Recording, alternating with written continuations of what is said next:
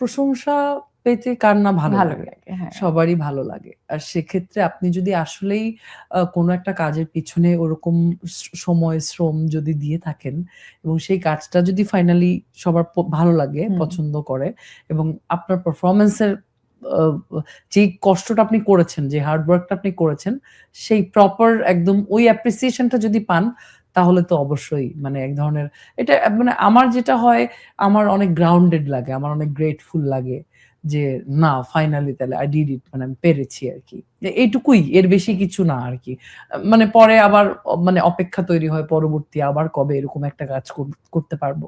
এরকম একটা গল্পে অভিনয় করতে পারবো। ওটার জন্য অপেক্ষা তৈরি হয়। এই ভালো লাগা খুব বেশিক্ষণ থাকে না। আচ্ছা, যারা দর্শক তারা আসলে বুঝতে পারবে বা রিলেট করতে পারবে জিনের বাচ্চা।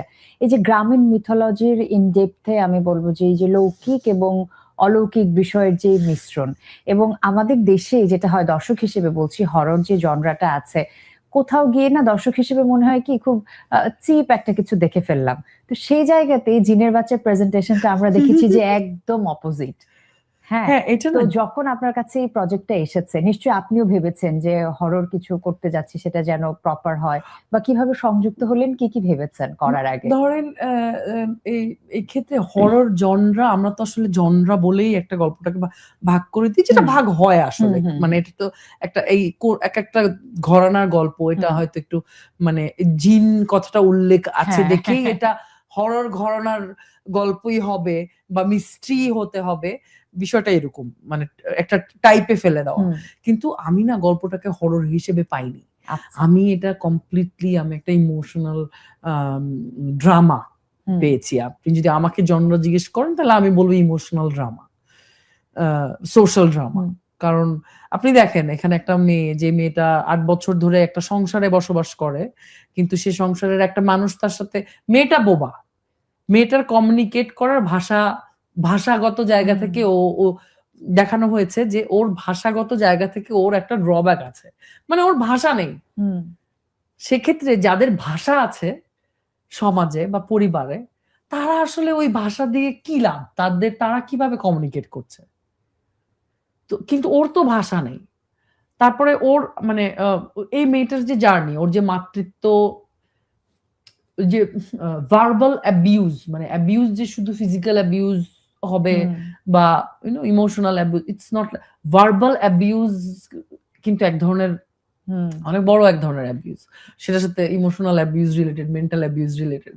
তো মেয়েটাকে যে সারাক্ষণ একটা ভার্বাল অ্যাবিউজ এর মধ্যে দিয়ে যেতে হয়, ওর তো ওই যে ভাষা নেই।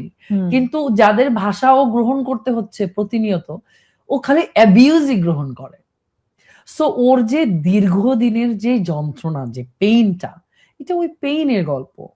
তারপরে ও যখনই ও মানে মাতৃত্বটা ও ফিল করে, ওর তো নাই মা নাই, বাচ্চা হয় না ৮ বছর ধরে আমরা শুনছি ও বাজা। কিন্তু ও যখন ওর মাতৃত্বটা ফিল করে, যখনই ওই বাচ্চাটা ওর কাছে আসেন, she feel like a mother, তখনই তো ওর পুরো পাওয়ার, পুরো স্ট্রেংথ চেঞ্জ হয়ে যায়। সো এখানে মিথোলজিক্যাল জায়গাটা ওইটাই যে আমার মনে হয় it's not mythology, it's reality. It's মানে mother is always a mother. মানে সেটা যেকোনো ডাইমেনশনেই হোক। একেবারে। হ্যাঁ, সেটা যেকোনো জগতেই হোক। সেটা আমাদের যেই জগৎ আমরা চোখে দেখতে পাই, সেই জগতেও একজন মা যেরকম মা, যেই জগৎ আমরা চোখে দেখতে পাই না, সেই জগতেও হয়তো একটা মা। মানে এক কথায় বলা যায় যে সন্তান মানুষ হোক বা যেকোনো সত্তা হোক, যেকোনো সত্তা হোক, মাতৃত্বের যে একটা সার্বজনীন ব্যাপার আছে, সেই পয়েন্ট অফ ভিউটা আছে। আবার এই যে আপনি বলছিলেন যে ভার্বাল অ্যাবিউজ গ্রহণ করতে হয়, এক কথায় বলা যায় যে সে অবহেলিত একজন নারী। কেউ ভালো ব্যবহার করে না, ভাষা নেই।